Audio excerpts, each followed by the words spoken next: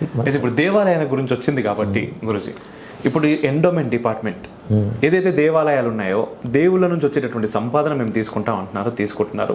కొన్ని దేవాలయాన్ని డెవలప్ చేస్తున్నారా చేయట్లేదా అనేది ఒకసారి మనం స్టాటిస్టిక్స్లోకి వెళ్తే విషయం తెలుస్తుంది.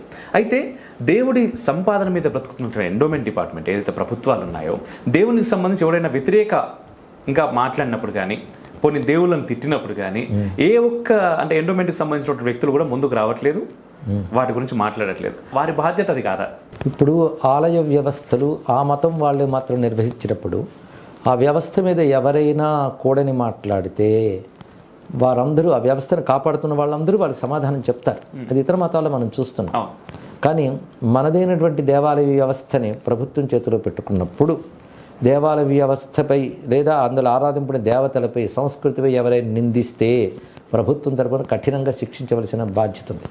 అయితే నిజానికి ప్రభుత్వం అన్ని మతాల వారికి ప్రాతినిధ్యం వహించాలి కనుక ఏ మతం మీద ఏ విధమైన దాడి జరిగినా ప్రభుత్వం దాన్ని ఖండించాలి, ఆ మతాన్ని రక్షించాలి. చిత్రం ఏంటంటే మన హిందూ ధర్మం మీద జరిగినప్పుడు మాత్రం ఆ పని చేయరు.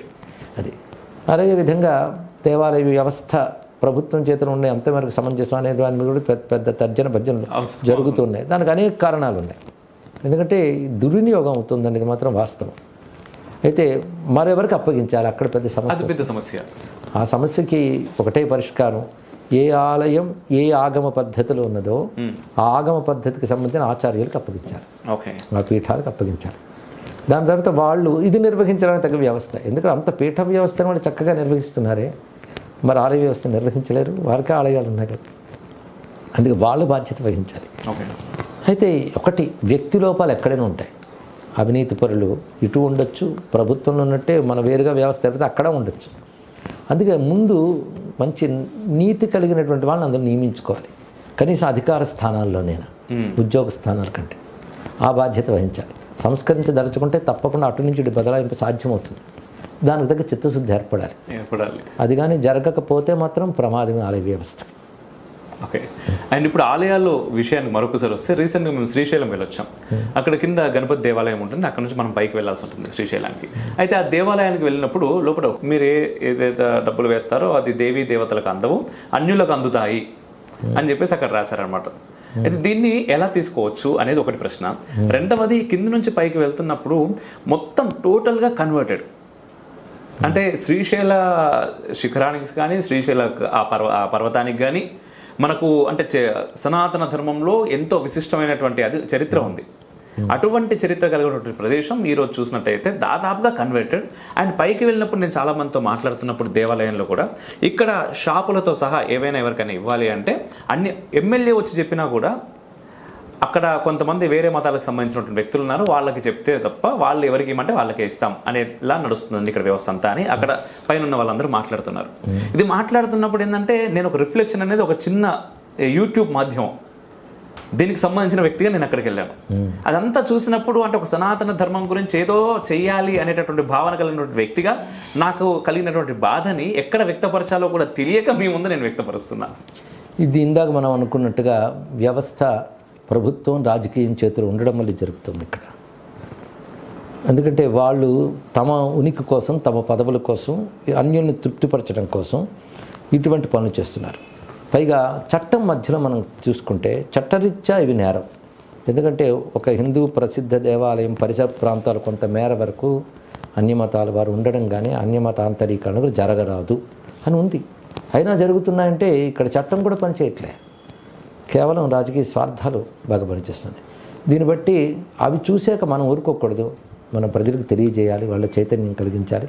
అందులో రిఫ్లెక్షన్ కావచ్చు, నేను కావచ్చు, వ్యక్తి అయినా వ్యవస్థ అయినా చిన్నదైనా సరే ముందుకెళ్ళాలి, కానీ వెనకాడకూడదు, అసంతృప్తి పడకూడదు, చేయాల్సిందే.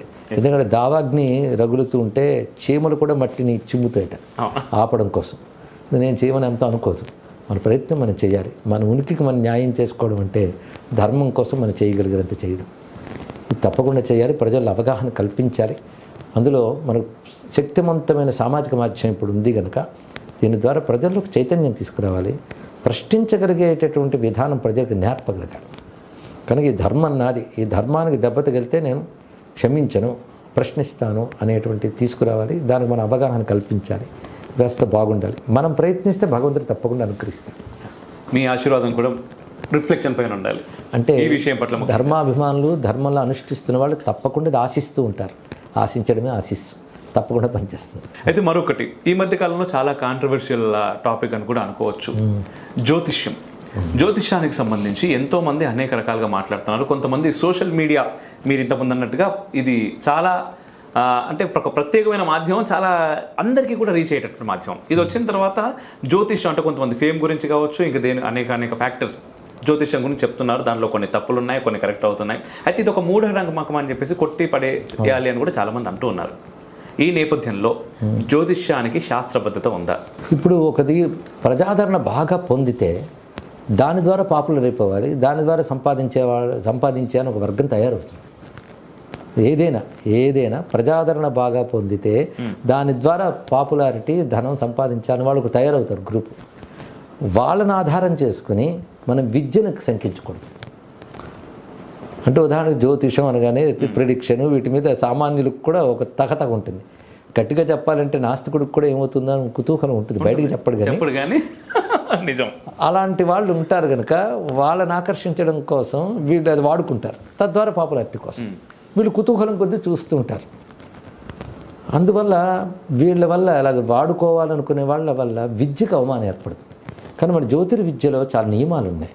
ఎప్పుడు పెడితే అప్పుడు, ఎక్కడ పెడితే అక్కడ, ఎలా పెడితే అలా బహిర్గతం చేయకూడదు. కొన్ని విద్యలు రహస్యంగా ఉంచాలి. ఎప్పుడు చెప్పాలి, ఎక్కడ చెప్పాలి, ఎవరికి చెప్పాలి, ఎందుకు చెప్పాలి. ఉదాహరణకు రాముడు విష్ణువు, ఆ విషయం విశ్వామిత్రుడికి తెలిసిన దశరథుడికి వచ్చిన ఆయన విష్ణువుని చెప్పలే. అది రహస్యం, అది కాపాడబడాలి. కనుక విద్యలు ఉన్నంత మాత్రం అందరికి బహిర్గతపరచకూడదు. అందుకే ఆ మర్యాద ఒకటి అవసరం. జ్యోతిష్యంలో కూడా అంత జోస్యం చెప్పాలని తాపత్రయకూడదు. జ్యోతిష్యం యొక్క ప్రయోజనం ఏంటంటే అసలు అంతరిక్షంలో జ్యోతిర్గణములు, వాటి యొక్క ప్రభావం మన దేశంపై, దేహంపై, ప్రకృతిపై ఎలా ఉంటుందో తెలుసుకోవడం ఒకటి. ఆ తెలుసుకుని ఏమైనా ఆగామి రాబోతున్న ప్రమాదాలు ఏమైనా ఉంటే వాటికి పరిహారాలు శాస్త్రంతో ఎలా చూపించాలో ప్రయత్నించడం. ఇది జ్యోతిషశాస్త్రం ప్రధానమైన అంశం ఇక్కడ. అది వ్యక్తికి పనికొస్తుంది, సమాజానికి పనికొస్తుంది. దానికి శిక్షణ పొందినటువంటి వారు కావాలి. ఏదో చదువుకుని పాపులారిటీ తెచ్చేసుకోవడం కూడా. అందుకే ఈ ప్రిడిక్షన్స్ ఇవేవి కూడా ప్రజలు విశ్వసించరాదని నా అభిప్రాయం. కానీ జ్యోతిష్ యొక్క శాస్త్రీయతను మాత్రం శంకించరాదనేది కూడా రాదు. ఎందుకంటే వేదం ఒక విజ్ఞానం. వేదం అనే శబ్దమే విజ్ఞానం నుంచి వచ్చింది. దానిలో అంగం జ్యోతిషం. అది కాలం యొక్క గొప్పతనం. కాలంలో అతి సూక్ష్మ కాలం నుంచి మహాకాలం వరకు ఏ కాలం ఎలా సద్వినియోగపరచుకోవాలో చెప్పేది జ్యోతిర్విజ్ఞానం. పైగా వేద పురుషుడికి జ్యోతిష్ శాస్త్రం కన్ను అని చెప్పారు, నేత్రస్థానం తరది. అంత పవిత్రమైన జ్యోతిర్విద్యకి శాస్త్రీయత ఉంది. అయితే శాస్త్రీయంగా చదువుకున్న వాళ్ళకే శాస్త్రీయత తెలుస్తుంది, పైన విని మాట్లాడే వాళ్ళకి కాదు. ఇప్పుడు ఎవరైతే జ్యోతిషానికి శాస్త్రీయత లేదంటున్నారో వాళ్ళెవరికి జ్యోతిషం తెలియకుండా మాట్లాడుతున్నారు. తెలియకుండా మాట్లాడడం మూఢనమ్మకం. కానీ మేము సైంటిస్టులో జ్యోతిషం తప్పు అంటున్నామంటే వాడు మూఢుడు. వాడు చదవకుండా మాట్లాడుతున్నాడు. నువ్వు జ్యోతిషం గురువుల దగ్గర చదువు, అప్పుడు అది తప్పు అవును కదా చెప్పు. కానీ జ్యోతిషం సత్యం, దానిలో చెప్పేటువంటి అంశములు సత్యములే. వినియోగించుకునేవాడు సరైన వారు కారు, దాన్ని వాడుకుంటున్నవాడు సరైన వాళ్ళు కారు, చెప్తున్నవాడు సరైన వాళ్ళు కారు. ఒక మెడిసిన్ గొప్పదే, కానీ ఆ మామూలుగా చదివేసి వ్యాపారం కోసం వైద్యం చేసి ప్రాణాలు తీసేవాడిని ఎలా శిక్షించాలో వీళ్ళని కూడా అలా శిక్షించే వ్యవస్థ ఒకటి కావాలి. ఎప్పటికప్పుడు ప్రిడిక్షన్స్ చెప్పడం అది కూడా శాస్త్ర విరుద్ధం, అది తెలుసుకోవాలి. ఓకే.